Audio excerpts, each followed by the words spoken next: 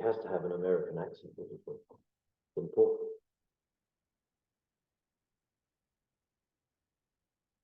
Okay, since the recording is now in progress, I think we should begin. So welcome everybody to this new season of St. George's Talks. Willkommen, meine Damen und Herren, und willkommen in St. Georg's Gespräche. I use the German language there because we are in a historic German church, St. George's German Lutheran Church, built in 1762, a grade 2-star listed building, historic and still very much used for monthly talks, of which this today is the first in the new season, for concerts, for a monthly organ vespers, which is an organ recital plus literary and religious texts, the first Saturday of every month. St. George's was built by a community of German sugar refiners in the 18th century, migrant workers, following in a sense the German influx as a result of a new German monarchy from the beginning of the 18th century. And members of that community built this church to preserve their own culture, their language, their Lutheran form of religion. And I'm Rick Jones and proud to serve on the committee of this church, which is principally a venue for secular events. It ceased to be a regular church in the 1990s, and since then has been used for other purposes. St. George's Talks, a monthly series of lectures, continues this evening with a lecture entitled, "Does anyone believe in free speech?" A very topical title. And our speaker this evening is the Professor of Education at Derby University.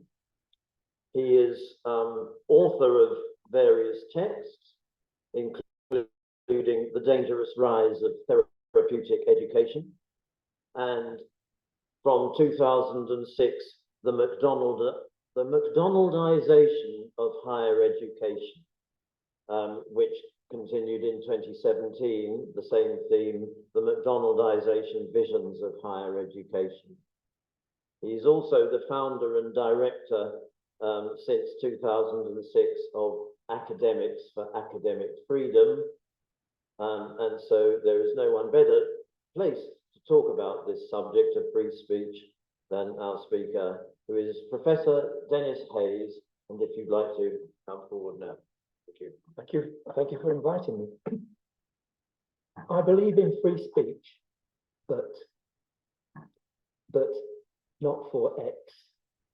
I believe in free speech, but not for, and there you insert everybody's ideas you disagree with, and you call them fascists, racist, transphobes, whatever. Speaking at Cambridge, the Cambridge Union recently about free speech, the final question contained a but. We're happy to have free speech about everything, but not climate change. Not climate change. So you might like to think for a few months whether you have any buts about free speech, which will come to it. But that's the position of many people. And here's the rub, that little conjunction, but modifies, even deletes the initial statement. So the statement becomes, I don't believe in free speech. Because believing in free speech means you support the speech of people you disagree with. Fundamentally, you must support the free speech of people you disagree with. Otherwise, it's just your speech and not free speech. And one of the questions I want to look at, and be interested in your views in this, is why there are so many butters. And my argument, I'll elaborate on it later, is that many people have a diminished sense of human beings as victims or as potential victims, as can't cope individuals. That's the theme of the book I wrote with Catherine Epperson called The Dangerous Rise of Therapeutic Education. The danger is that it produces people who are seen as being able to cope. But that history of seeing human beings as inferior goes back a long way. And I want to deal with something straight away, which is, you will have heard a statement that free speech doesn't go as far as shouting fire, the crowded cinema. Somebody always raises it.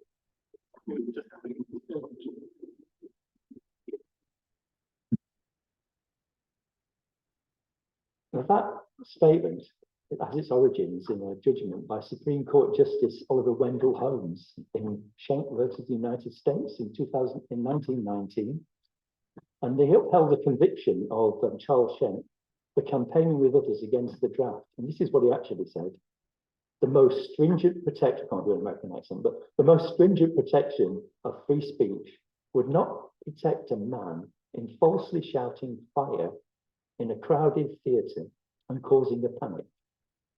So since that time, people have added things like crowded and changed theatre to cinema or something. But what does that tell you, though, about free speech? Very little, I think, because it has absolutely nothing to do with free speech. Consider this: free speech doesn't go as far as shouting, as pressing a fire alarm in a theatre and causing a panic. It's not speech in the appropriate sense of expounding your ideas. It's no different than pressing a fire alarm. So it's nothing to do with speech. But what's more worrying about it is its view of human beings. The idea that if somebody shouted fire, that the crowd would panic. So it's human beings are just impulsive, emotional beings who would react. And that example is something that's come up when we launched the AFAF statement, which I've given you a copy of on the cards.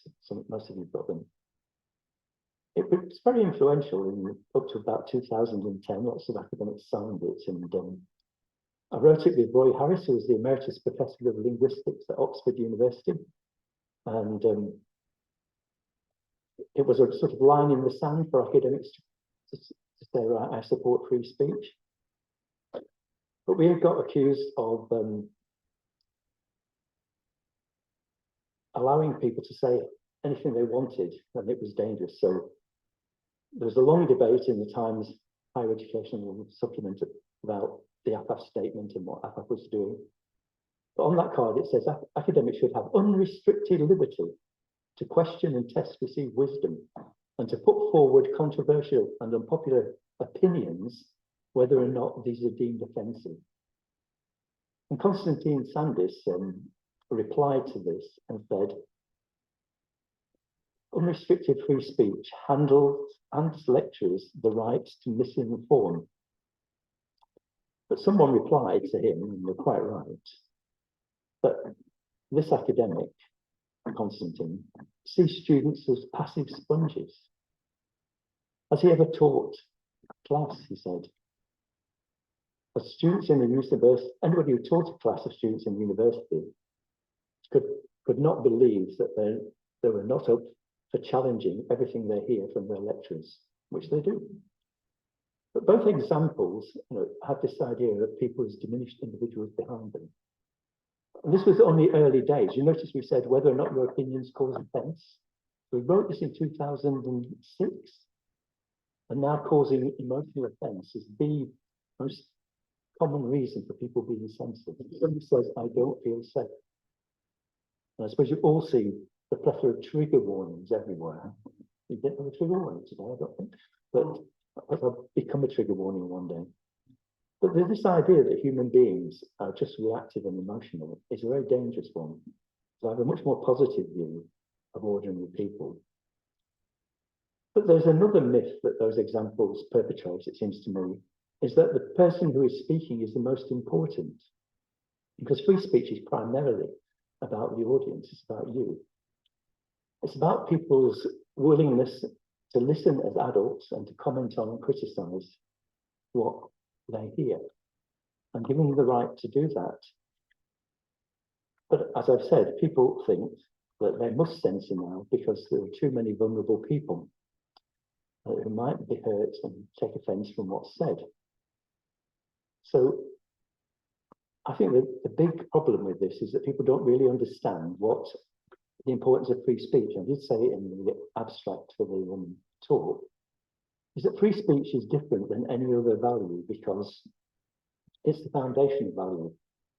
So without free speech, your other values are possibly false. And Roy Harris was writing about this with me. He wrote a very good article in the Times Education Supplement called "Speaking Out for the Right to Speak Evil." And casually mentioned in there that free speech is the foundation of freedom. So I asked him to expand on it, and he did it in an academic article. So I'll read his logical justification. I'll give an empirical one in a minute. And he said, the general rationale for giving priority to freedom of speech can be stated very succinctly. For any proposed freedom, F, being free may turn out to be an illusion if there has been no opportunity to test the freedom claimed against contrary opinions. In short, we cannot know that we enjoy freedom F. We cannot even know what exercising that freedom would be until F itself has been subjected to and survived unrestricted critical scrutiny. And that in turn requires freedom of speech. Or if we rely on anything short of that, the freedom we had imagined we were exercising may be illusory. It's that phrase, the unrestricted critical scrutiny of your ideas, that shows whether they're valid. And we don't have that scrutiny, then you don't know that they are really important values. And that's the sort of scrutiny that you're not allowed to have anymore, even in universities. But I took another example about the foundation of free speech, because I can't think Roy is necessarily a right-wing thinker, but Tony Skillen was a radical philosopher in 1981, wrote an article on free speech, which tried to put, he said, a socialist view of free speech. But he tried to defend it. But he says something very important, and it's about the nature of human beings. And he says, our beliefs, values, and ideas are close to the center of who we are. It is the essence of human rationality that beliefs are held as valid, justified by their correspondence with what is the case. We express these and expose them to change through criticism and discussion. And Tony is very, very hard on censorship. But he sees censorship as essentially a violent act. It smashes at criticism, he says, and discussion. It is a form of contempt that denies the human capacity to reason and reflect. A form of contempt that denies the human capacity to reason and reflect. So any restrictions on free speech are an expression of someone's contempt for our humanity. But now they dress it up in the clothes of caring, being concerned about people being offended and not feeling safe, but that makes it more rather than less destructive. When I gave a talk recently at Canterbury, I was accused of being a free speech absolutist. I thought I made this point. And people will often say, you can't be a free speech absolutist. But if you ask yourself what that actually means now, that actually just means you believe in free speech. And so people always wanted to have restrictions on free speech. But anybody who defends free speech, isn't somebody who's mentally ill. So we might think I should join Absolutists Anonymous and get some help. That's a sort of suggestion that you've gone too far because you believe in free speech. But I think we all need to be free speech absolutists because it's a good badge to wear and to defend. But the one place you can't defend free speech, or certainly not absolute free speech, is in the university.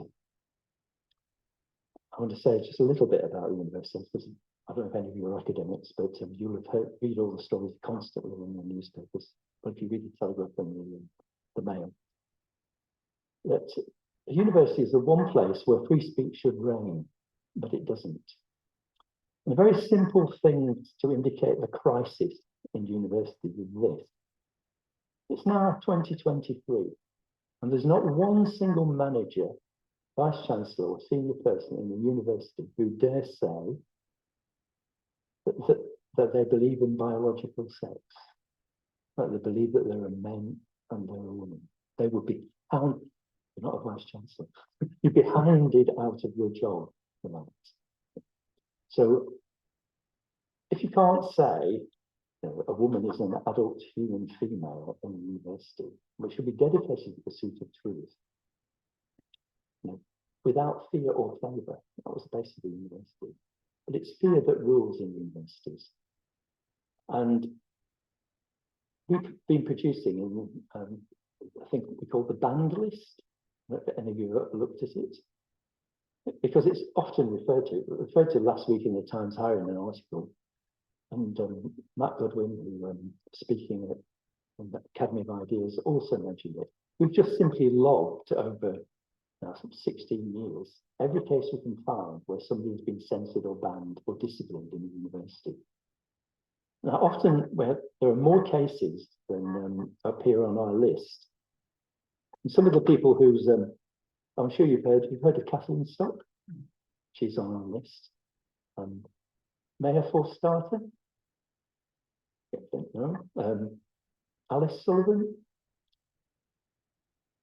No. Almut Gado. Selina Todd. Notice something about all these people? They're women, gender critical feminists or feminists. They're often not just criticised, but vilification. They're presented as devils. They get death threats. They're treated appallingly by their universities. And Kathleen Stock was driven out of Sussex. And not one university member of staff stood up and defended her. Not one. The local UCU attacked her. So the only defence of her was probably a bit post hoc. The students organised this free speech symposium, at which I spoke and some others, along with Arif Ahmed. Is that a name that you recognise? You will, because Arif Ahmed has just been appointed as a philosopher from Cambridge. He is an expert on Wittgenstein, as it happens. He is now the Free Speech Czar at the Office for Students, charged with ensuring that freedom of speech really exists in universities. But what a lot of people have done is go to the law. So there's lots of law cases now because they can't get justice in universities. And we deal with lots of them I can't mention them, I'm going to say, because we're now recording it. There are lots of cases where people get disciplined in the university, and often, I can use one that isn't current. A member of staff is called in by her line manager saying, I don't like what you said on Twitter. You could bring the institution into disrepute. The things they say are usually, I believe, that men can't change sex.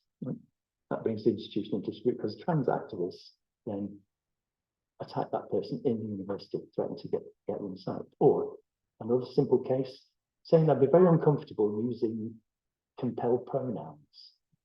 They, them. I don't mind anybody using them. I don't want to be compelled to them. Disciplinary process. Now, the process is the punishment, because what happens is you're dragged through disciplinary hearings. Nobody knows about this, because lots of universities have a sort of patchet clause, because they have in their disciplinary policy a clause that says if you make this public without just cause, it's another disciplinary offence. So you get two disciplinary offences. So, but my advice would be, if you are in this process, go public, because it's the only way you want to defend yourself. But it's very, very difficult. And we've spent a lot of our time, some people said, what have we been doing since 2006? Casework. We do masses of casework, helping people whose free speech is attacked. Now it's easy to think it's the students, because I don't know if you've seen the surveys came out all through the summer about sort of the King's College survey that what 41% of students or more would think that lecturers should be sacked if they say something offensive. In an American report, it's ironically called the US Student Freedom Progress and Flourishing Survey, 74% would report their lecturers for discipline action if they said something that they thought was offensive. And what is offensive? It's almost become impossible to determine. It used to be, a member of the National Front is coming to speak at the university regularly. We don't like him, so I try and no platform him. Now you no platform anyone if it wants to say anything about women, even if you don't. I mean, I would say I've been quite pleased to actually appear on my own banned list, because I was going to talk about free speech and religion at Canterbury Christchurch, and this is what happens. We got petitions saying we should not be allowed to speak. What's wrong with talking about religion? I was going to talk about Rowan Williams's views on free speech, and William Buckley in America, Godman in Yale, didn't believe in academic freedom. That was something, and Rowan Williams does. But no, we're held to be transphobes and dangerous people, fascists, who shouldn't be allowed to speak everywhere. Now, I'm not transphobe or a fascist or anything that would make anybody unsafe. But what they did was they looked at the website and said, you defended Kathleen Stock's right to speak. So they said, then you agree with her views. So she's a transphobe, but you're a transphobe. So you have then a group of people campaigning, and it takes different forms in different places. Edinburgh, it's the headlines regularly. They've been trying to show the film Adult Human Female, I think for about a year now, and every time they get physically attacked. The meetings get booked out. Security can't cope with the number of people who turn up. And if you've seen any of these protests, they're not gentle protests. They're too low. They've got masks, and they're violent. It's not a gentle protest, an expression of difference of views. Your views are not allowed to be expressed. We keep writing, so hopefully it may happen. But it's just a film that may be shown. So it isn't as it used to be, where there's just a few bits of no platforming that you could challenge. Even then, I would challenge them. Remember, there was a time where you weren't allowed to let Nick Griffin speak at Oxford. Remember that? And then eventually he did. And did the world come to an end? No, he made himself seem like an idiot. And everything was answered, and there was no increase in racial attacks. Nothing happened. It's a complete myth. But as a meeting on Saturday, someone said, did the far right even exist anymore? When did the last time you see a National Front EMP English Defence League demonstration? A few years ago, they were meeting for an AGM. I think it was the British National Party, and they couldn't fill a coach. Right. So that, but they have gone online apparently. The alt-right are there in large numbers. So I don't know, but they're not a threat in any physical way that they may have been in the past. So I think it's a difficult situation in universities because you never know what views will be censored. So people who just want to study something like false memory syndrome, are perfectly ordinary, not allowed to do it anymore. Somebody finds it unacceptable. James Esses, wanted to do a study, for his MA thesis on his, I have listed about this. They're all on the banned list. You want to have all these cases, they're all there listed with limits. But he was thrown off his course because he wanted to study detransition in university. I think it was Bath. Didn't want him to do it because it was unacceptable to talk about detransition. So it's not just gender critical views, lots of views. I was going to give an example I can't give because it's a current case, but you just will not know. Just defending free speech has also become problematic because free speech, the debate I had at the Cambridge University, somebody said free speech is racist. And in some of the surveys from the summer, students thought that I don't know what was the term again, 46% of students thought that if you talk about issues like sexism and racism, it encourages sexism and racism. Now, if you're a lecturer in law and you want to discuss a rape, and try and just say, what do you do? One thing you can't do now is talk about biological sex. I think Alice Sullivan's made this point. The statistics are no longer there. They're not collecting the statistics.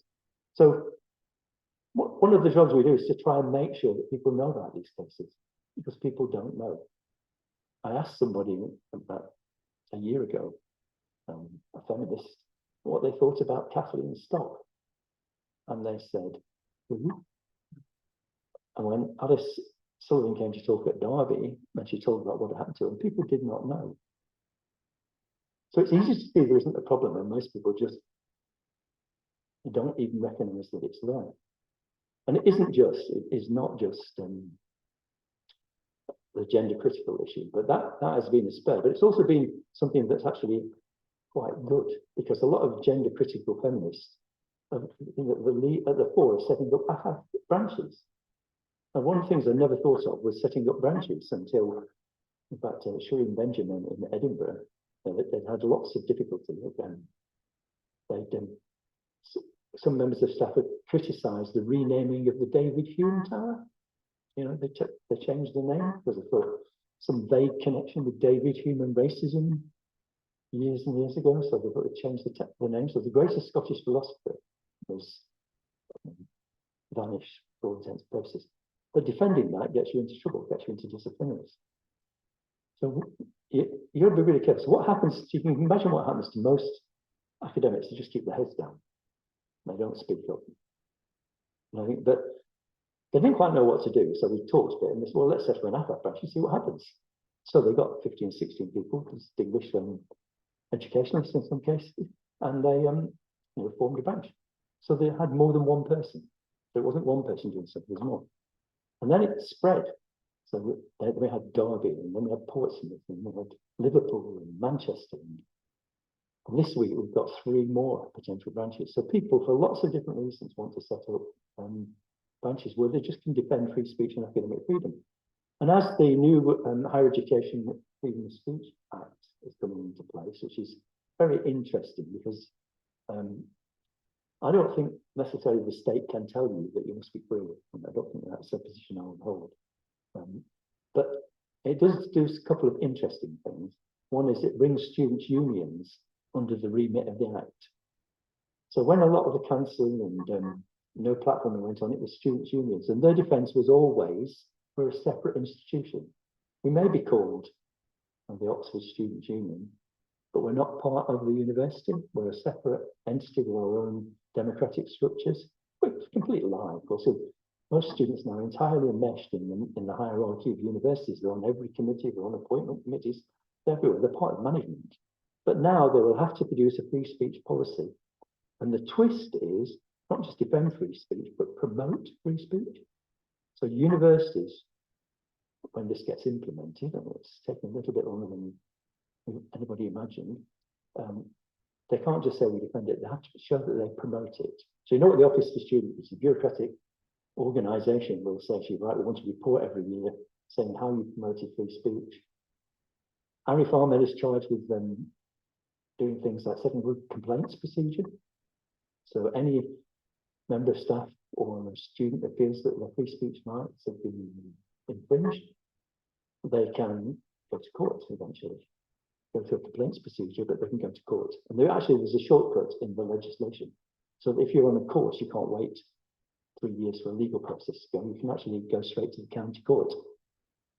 And we don't know how it's going to be implemented, but that changes the relationship. Can you imagine what's going to happen over the next few years? There'll be more and more court cases. And Mayor Forstater took a case out against both at the University of Essex and now the Open University, but they got it agreed that being gender critical is protected under the human rights legislation. So the equalities legislation protects gender critical views as much as it protects trans views. But we're moving it from, I think, from arguing and discussing to what I know is called lawfare. You just start going to court and there's legal proceedings. And it's questionable whether free speech really exists once you go to courts. It's a different issue. It's more of an action. And it's the same when you put a complaint in. You don't see it as free speech to put a complaint in. You've got people through a disciplinary procedure in universities. I think once that happens, it's something else. It's behaviour. But you think, well, what has happened in universities? And sometimes there are things you shouldn't mention. I mean, when we set up some branches, one of the common criticisms we get, and we've documented this, is free speech doesn't go as far as hurting people's feelings. Right? Now, given that everybody goes around saying, I don't feel safe, I feel hurt by that, free speech won't go anywhere. But that's a new idea that, you know, if you're offended, it's emotional offence. You're hurt by this. You don't know. And I think I tracked it down to therapeutic culture, but there's also a political legacy that started on the 14th of February 1989. What happened then? Valentine's Day 1989. I'm not going to budget anything. Well, it was when the Ayatollah Khomeini put out the fatwa on Salman Rushdie. A good Valentine's Day present for Salman Rushdie, recently being stabbed and losing his mind. But you know, that idea that you must not offend, and there were huge debates through that, going through the Charlie Hebdo and massacres in 2015. But people don't mention these things, and well, I won't say 16th of October 2020, the beheading of Samuel Paty in France, teacher, who allegedly, it wasn't true apparently, there's the student who said he'd shown the Charlie Hebdo cartoons to a class, was skiving school that day. Well, it comes out later, and he was beheaded by an Islamist outside his school. Not one university, and only one union just mentioned that a teacher had been killed. Nobody mentioned it. George Floyd, every university, not spoke about an innocent teacher, and he was using it to show how the horrors of blasphemy. So he was showing how blasphemy can be offensive. That was what he was doing. And he's just beheaded. And you know, people just let these things happen without mentioning them. The Batley teacher, the same thing, allegedly showed a Charlie Hebdo cartoon. That was in March 2021. Where is he now? Hiding in fear of his life.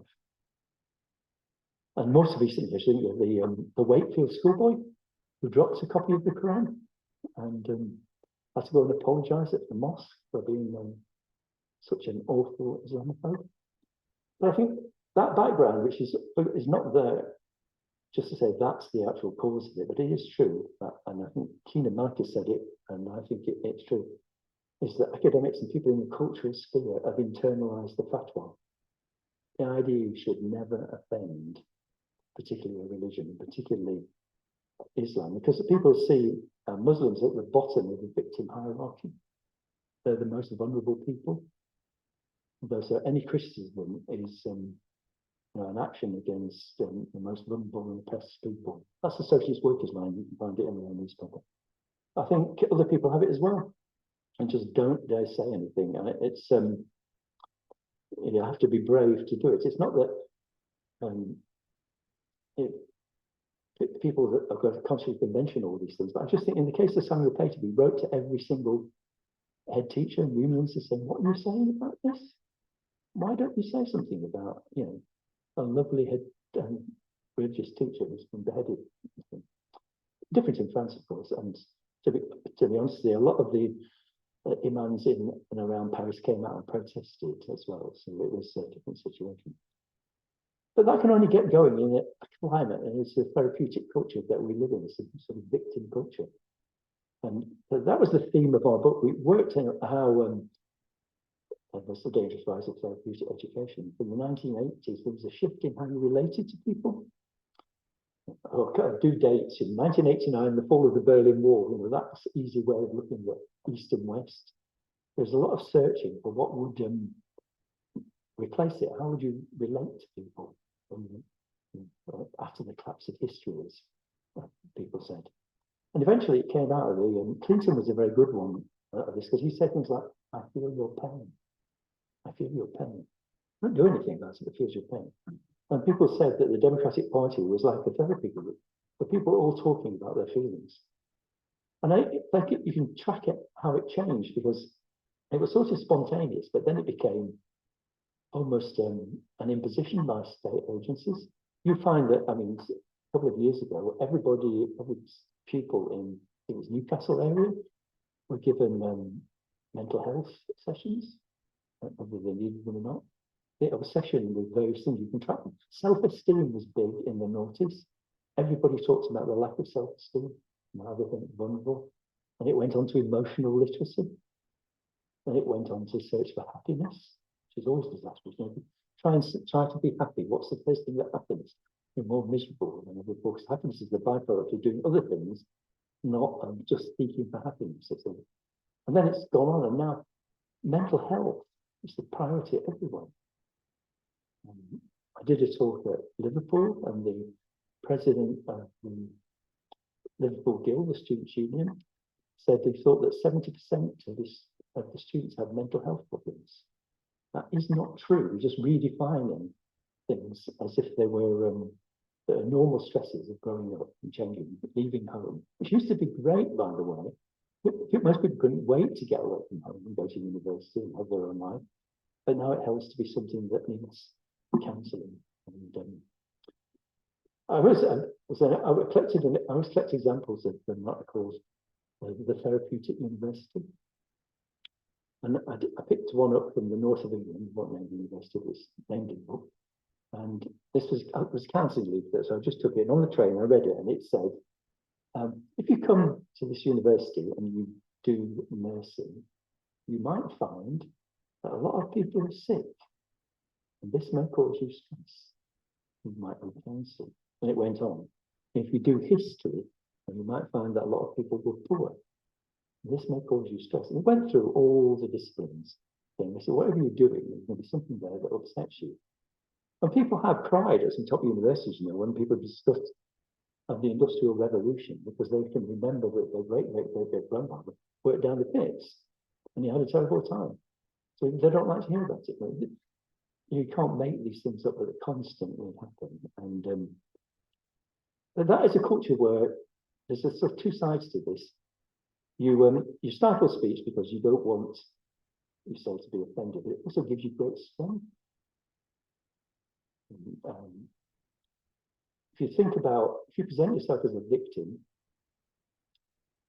you can never be challenged. And if you say, I'm really hurt by this, and there's tears, and sometimes it's quite genuine hurt, it's not always, I'm not saying it's manipulative. What do you say to them?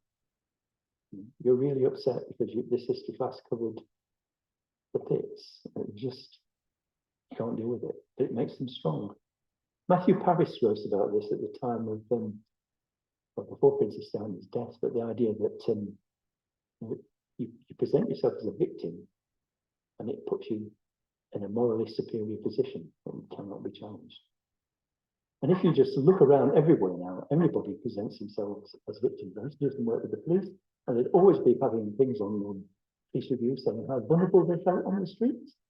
The police, by the way, these are the people with guns, and they've got guns, but some of them have guns and truncheons and nightsticks, but they feel vulnerable. And that's how you give yourself strength. You present yourself as vulnerable, and that gives you authority that you really don't deserve. So that's the issue. But Rick did mention that I should say something about the East End store, and it'll have to be a sort of annex to the talk, because I was trying to think about how to bring in some work I did, it must be 20 years ago now. But and that's to talk about the voices you never hear. Matt Godwin makes a comment that if he wants to hear what he calls the new elite speak, he just puts Radio 4 on in the morning. And everything he hears is elite people with the right values. But I thought, well, whose speech don't we hear? It's the speech of ordinary people.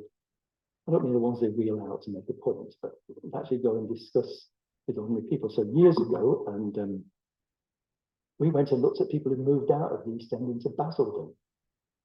I know in one episode of Minder, if you remember Minder, they said somebody's gone to Basildon, you've joined the middle classes. But the ambitious people from the East End wanted to go to Basildon. They saw it as a little bit of America in Essex. And they were really aspirational. And we went in the 1990s twice. And we did this report, The Mood of the Nation, because people were saying all sorts of things about ordinary people, but what they didn't do was go and talk to any of them. So we did 500 plus interviews both times and really get to know people and what they really think. And then you get different answers. I mean, one of the things is they love the houses because there's this thing where they become the new loads of money types, but they're not rich. I mean, the salaries are quite low when we did the 71% when we did the survey owned their own house. So they done, and things had changed. They didn't do the things that you normally did for community activities. Because in the 70s, it was a fantastic community, everybody says. They said it was like the frontiers. And if you go to Basildon, the playgrounds are still like cowboys and Indians. They've got wagons. And so that feeling that we're all coming together, we're building a new world. And there were community groups. It's not really sentimental, but they were all there. It was Labour Party groups. And it's all gone, completely gone. And the things we found, three things: they were distant from government, from political parties and collective institutions. They weren't interested. But one thing they really disliked was the external imposition of priorities. So I think when we talk to policymakers, they were very keen to tell them what to think. One thing they wouldn't be told about is not to have cars. They love cars. Obviously, thousands of them work at Fords, so it's the priorities really were education and just making a better life for themselves. But they felt they had to do it on their own. There was no what are you going to do it for them? And they didn't want them to do it for them. That's what you can see if the council don't like this. You go to the councils and say, this is what they're saying. Well, we'll tell them what they're to do it for. It doesn't work like that. And of course, Basildon was a Brexit supportive area, very strongly so, when you give people something to do.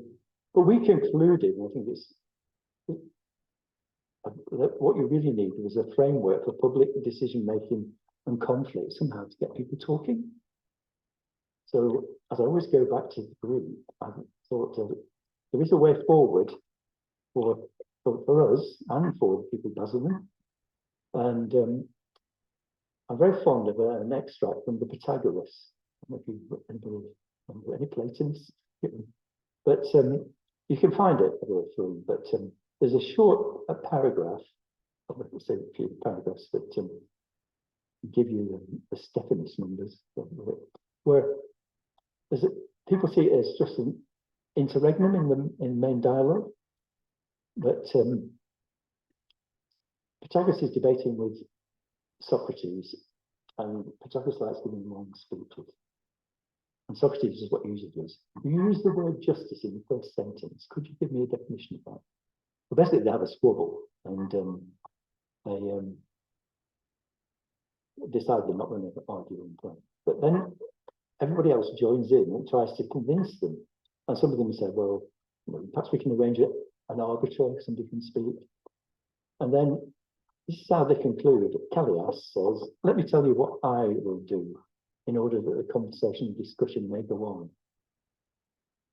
Pythagoras is not disposed to answer. Let him ask and I will answer. And I will endeavour to show all this at the same time how I maintain his right to answer. He goes on. And this will not require a special arbiter because all of you will be arbiters. All of you will be arbiters instead of having somebody who will say when one's got to stop it. And I think that's the issue. We should all be arbiters. I mean, we should all listen to free speech. We should all be equal because free speech is for everyone. And it doesn't need to be policed. Everybody's trying to police free speech and let them run to. Doctors I've talked to in Cambridge, they were looking at disinformation. That's the new way of policing speech. Disinformation summits, disinformation investigations, often by people who are quite keen on disinformation, it seems. But the question is that people should speak and think for themselves. That's what we need. We need to regain our voices. That's the big challenge with them. It's a challenge that I'm fighting, and I think we should join in fighting for free speech with no restrictions, unrestricted free speech. Now you can tell me why I'm wrong. Right.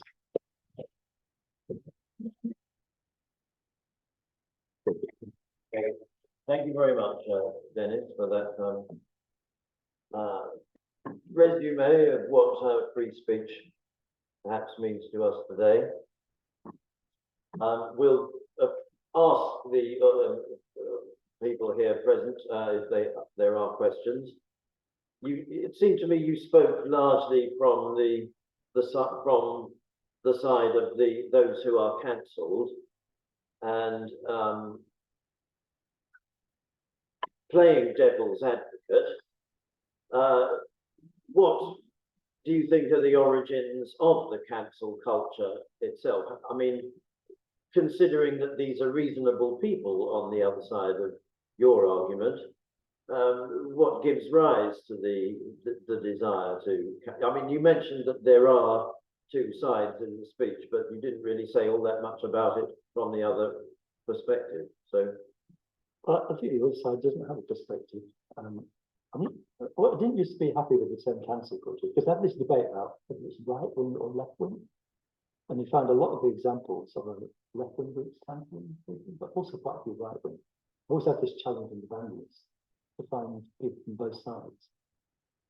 But it gets tied up with now. I mean, actually, it was a concern with equality, but I think now EDI, employment, diversity, and inclusion, that whole empire, and I think one of our friends,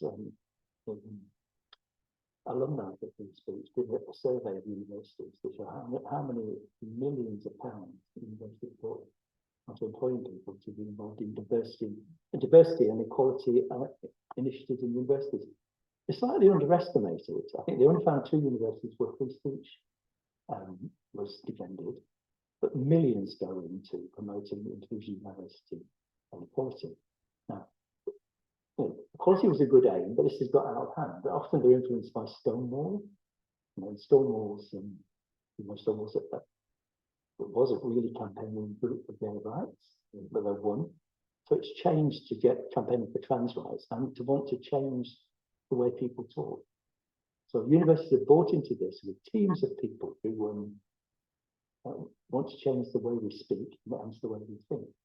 So, and the examples that I didn't give are taking away the word woman. But I think it's outrageous that we talk about people who breastfeed or people with uteruses rather than women. In the real world, nobody believes this, but in the university world and its extension into the public sector, things become really common. And you have to resist them because you say, well, why are they doing it? I think partly because there's very little left for them to do. A lot of steps forward in equality and in race relations and including people. So this has become a new edge, and Stonewall particularly targeted it. Now this would get me in serious trouble now. This is where you get cancelled because Stonewall, part of campaigns on them. They want to use different pronouns, and every university, what happens is they give a checklist to universities, and they complete it, and the more ticks they get, the higher up they go in the Stonewall chart. So they can say, and it's Stonewall's top 10 for equality, diversity, and that means you get all these initiatives imposed upon you.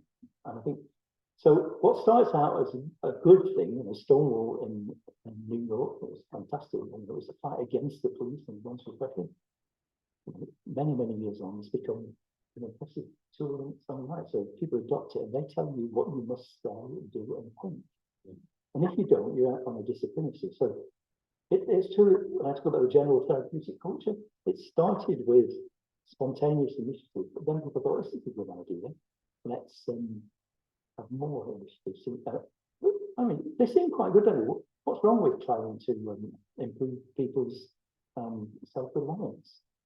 Especially put them on a training program, basically says you're not self-reliant, and people start to see themselves as lacking in certain qualities. But Yeah. what I think that there's an industry, it's quite simple, an industry what they're doing, and they do it. It gives you professional credibility. Let's just give one example. I don't know if any of you do it. Do you use your pronouns on your emails? It doesn't matter if you do. You don't. deliberately refuse to do that. Disciplinary process next week. But they, why do they do it?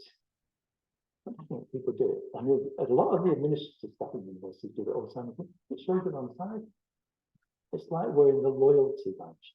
They, them. And, you know, I have conversations with people terrified because somebody in their department has declared themselves to be they and them.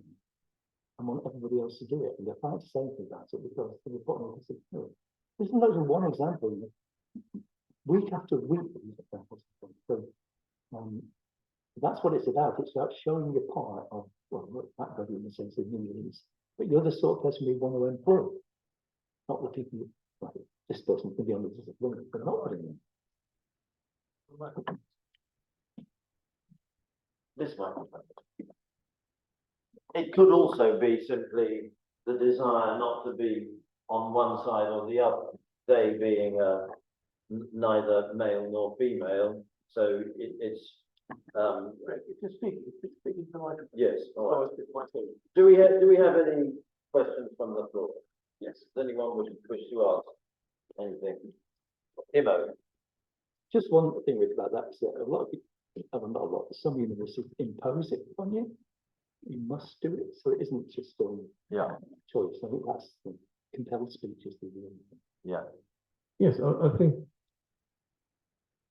Fortunately, my employer doesn't impose that on me, but they try to encourage it. We've had people invited from Stonewall to talk to the staff, for example. The reason I don't do it, I haven't put any personal pronouns on my signature, is because I don't think it's anybody's business what gender I am. You know, if they want to treat what I say at face value, then what's it got to do with them, whether I'm a man or a woman or anything in between? So that's why I've done that. And I totally agree with you on the self-reliance angle. I've known plenty of people who've put themselves in the sort of role of victim, and they always come off worst. There's a very good study that nobody ever believes when people get counselling after a traumatic event, it actually makes it worse. Mm. So just sort of wallowing in your feelings was. I'm not doing the tough look, you know, stick up a lip and let's battle for it. But if you just don't get counselling, it drags it. It does make things worse. But you know, there's armies of people doing bad counselling. In universities, there's stuff full of people doing counselling.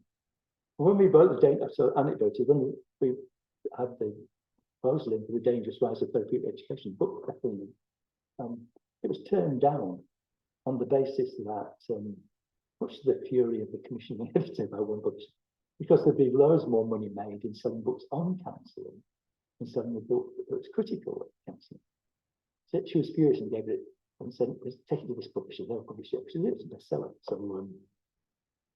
there are endless ways in which you get censored for saying these things. And books, as an example, people talking about any topic will be censored. And I think it's. I was trying to think of anything optimistic to say about it. But I think it's not, to me, it's not a difficult thing for speech, just exercise it.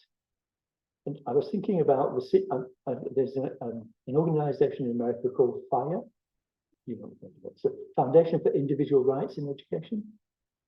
And it started by Cause and Silvergate to academics. They defended a young Jewish student who, and it's called the Water Buffalo case. He was working for his exams, and there was African American students playing in a fountain, making a lot of noise. And he said, "Can you be quiet, you water buffaloes? I can't hear. I know I can't work." Disciplinary, racism. But I think it was Cause who was then writing in the press. Thought, well, I'm not going to let him go through this. They started the process we do, getting the bundle and doing all that. So let's go public. So, and the book is called The Secret of University because there were so many of these cases. So the question is whether you should go public on these cases. And they did, and they created a huge organisation to defend free speech in America. I did talk to some lawyers about this. I had a quite good free speech union meeting, and people were saying, well, you could make it public and say it's your right, academic freedom, I can say what I want to. And they were not sure because your employment contract shows the duty of you've got to be responsible to your employer. You have duty of trust, and so it wouldn't be an easy win. But I still think I just wish that lots of people who defended over the years would go public. But occasionally, one did what I'll talk forever if you let me. But that's the I defended somebody at Lancashire, University of Lancashire, who been asked what he thought of the new multi-faith centre by the head of the student union. He said, I'm a lecturer in mathematics. I'd rather have a centre for the study of mathematics than this religious nonsense. 15 seconds, right? Gross misconduct. And gross misconduct means another child in route. So it can't go public. So we've got our lawyers to defend him for ages. And then there's a strange thing happened. We don't know the university, doesn't matter. But suddenly the vice chancellor disappeared. Something happened at the university. I tried to find out from the vice chancellor what happened. We don't know. But we got him a deal and he left. And that's another thing. So a lot of these things are settled with gagging clauses. And or you can say, well, I don't know if you say, well, you should never have a gagging clause. But what about people's careers and their futures? And if you're an undergraduate student or you're just starting out as a research postdoc. But then a few months later, when he'd gone to another university, there was an incident there, and he went public without telling them. He went mad. You're going to lose your house because they go for costs. They go for the money back. But because the vice chancellor had gone, as far as I know, that they didn't pursue it, so it was okay. But that's the only case. Perhaps more people should go public and let it be known what it's actually like. Because that's quite, I think, made time and time again, the process is the punishment.